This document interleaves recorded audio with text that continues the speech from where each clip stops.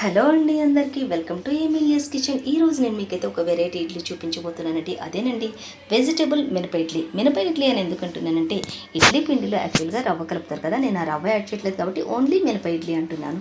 So ఇందులో మనం add చేసుకోవాల్సినవి ఏంటి అంటే, నేను నైటే మినపప్పు ఒక కప్పు నానబెట్టుకున్నానండి. అది పొద్దున్నే ఇలా చక్కగా మిక్సీకి వేసేసుకొని మెత్తగా పట్టుకున్నాను. అలాగే ఇందులో వేసుకునేటటువంటివి ఏంటి అంటే, ఒక కప్పు నైట్ నానబెట్టుకున్నటువంటి పెసరు, ఒక కప్పు తురిమిన క్యారెట్, ఒక కప్పు పాలకూర, కొత్తిమీర, పుదీనా మెత్తగా తురుముకున్నాను. అలాగే ఒక చిన్న టమాటా సైజుని ఇలా మెత్తగా జ్యూస్ తీసుకున్నాను. ఈ మిశ్రమాలన్నింటినీ తగినంత ఉప్పుతోటి ఈ ఇడ్లీ పిండిలో వేసేసి చక్కగా మెత్తగా కలుపుకొని, నేను ముందుగానే ఆయిల్ అప్లై చేసి పెట్టుకున్నానండి ఇడ్లీ రేకులలో. ఈ ఇడ్లీ రేకులలో చక్కగా ఇడ్లీ లాగా వేసేసుకొని ఇడ్లీ పాత్రలో వాటర్ని పోసి ఆ వాటర్ పైన ఉడికించుకున్నట్లయితే ఇది తినడానికి ఆరోగ్యానికి చాలా మంచిదండి. పిల్లలు కూడా చాలా ఇష్టంగా తింటారు.